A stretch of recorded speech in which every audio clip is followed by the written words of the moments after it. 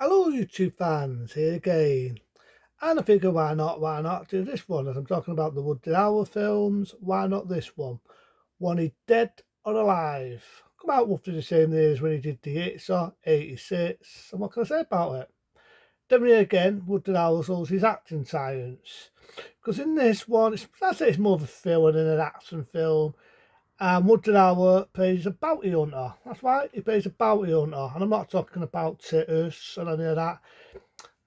He actually plays a bounty hunter. And I love this scene. There's a scene in it where he's in a shop and you got this starry about to rob the shop, and Woody Allen just goes in, twats him, batters him, and arrests him.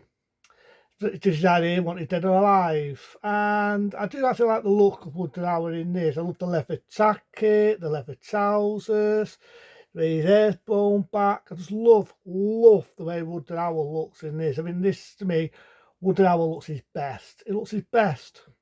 There's bits where he's interrogating people, getting information in a cop shop, he's battering people and so on. He don't fuck around in this.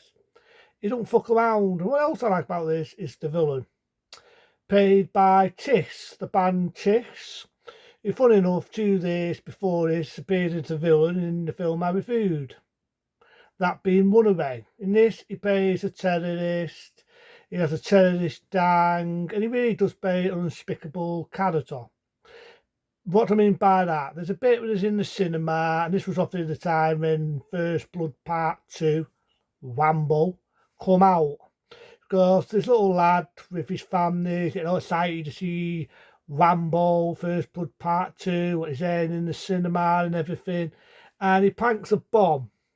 But it's not find it funny really, he's in this fire furnace and he manages to sneak in and he puts a bomb near his furnace, but he blows up the whole of the cinema. I thought, how the hell could you do that? But he did.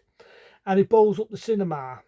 And it's kind of funny as well because when you think about it, I always remember Woody Allen playing a terrorist. If you think of the film Night Horse, but in this he plays the opposite. He's now going after the terrorists. And he's a bounty hunter. And he's got the love of his life. He's got this woman. He plays the guitar. He's all he sees in love with this woman. And he's going after the terrorists. Who are basically blowing people up, threatening ransom, threatening people for money, and so on.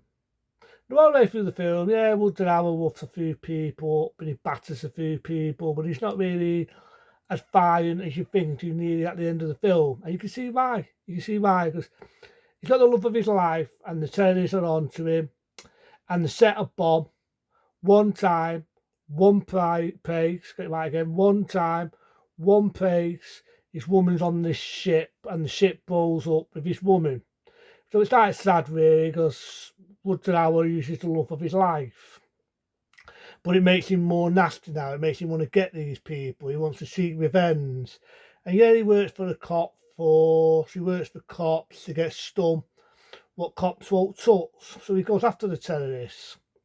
And he does become a badass in this. He gets one guy, puts him in a metal box, threatens him, shoots a few bullets at him, and to get information and just falls him down the stairs. So we don't fuck around in this. And he's roughing people up here, he's roughing people up there. He manages to kill the woman who was working for the terrorists, who's definitely not a nice woman. And he's going after the man from Chicks. I'll call him that. And I don't like his role in this. He's putting on this weird accent. What I think it sounds like an Iraq accent. He did him a bit of a tan and he chose a beard for the role. And I think he really does a villainy role in this. That's one thing I just remember from Chicks. He's very good at that era of playing villains. Like when I saw him in Runaway, the way he stares and cheapy eyes, similar to this. So he goes after him, he shoots a few baddies on the way, left and right, and he gets the man. And he puts sellotape on his mouth with a bomb. And he's threatening him to get information and so on. And he says, right, you come with me now. And the police force are there and so on. And you don't think he's going to do it. You don't just think he's going to stare him, the bomb's going to be a fake. Because what it is, he's got the handcuffs round his back, big back mason tape all on his job with a big bomb, like an explosive. stuck in his mouth with the pin there. And you think it's either going to be a fake, there's not going to be an explosion, it's going to be a toy, it's just going to shit him up and he's going to walk off. But he does do it. So I think that was like ballsy for that film. He does it. He says, now it's time for me to get my revenge. And he just gets the pin, pulls it off the antennae, walks off, the guy's panicking, running all over the place, and it bowls over his fucking head up. No fucking about. And I love it because he wasn't a nice person. So you could say he got his road preserves. The cops are going mad, the sergeant's going mad, he doesn't give a fuck, and he walks off. End of movie. But yeah, I actually like this. I actually like the look of it. I like the way it looks. When he's dead or alive. I remember the pose, what he did. It's hard to explain, but he does this sort of pose where it's all leather jacket, leather trousers.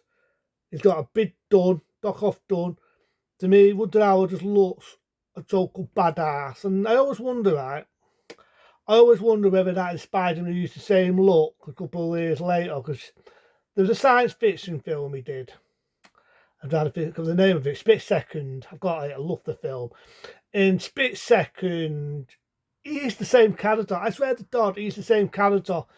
Wears leather trousers, a leather jacket, looks a total badass. Well, in this, same look. Same fucking look. A little bit longer, but same look. And I just love the way he does it. Again, that's one thing I like about Woody Harrelson. When it comes to his films, he's good at playing a villain. And he's good at playing a good guy. In this, he plays a good guy. Without coughing. But he does. He plays a good guy. He plays the opposite than what you see him in the Itzer. The Itzer, he's a villain, but he's very to pets in this. He's a good guy. Yes, there's bits in it where he lays into the stun bags, like he generates someone in a cop shop, and he really lays into them. But at the end of the day, the people are not nice anyway. The people are stun bags. So you could say they get the well preserves. I do think the ending is downbeat and a bit sad because, like I say, his woman gets killed, and you see Woody Harrelson is not going to be the same. He walks off, and it's one of them. It's one of them. As he resigned from his job, as he said to his job, is he called it a day? Is he no longer going to be a bounty hunter? It leaves you thinking that. But this would be the best look. I actually love Woody Harrelson in him. Best look. I'll show it because I'm just getting so excited over it. Sorry I had to pause the time. I just have to show this look. I just love the look of Woody Harrelson in this. See, I'm coughing with excitement now. I love the way he looks in this. The dome, the airbone back, the leather jacket, the leather trousers. To me, that is a badass. That is a fucking badass.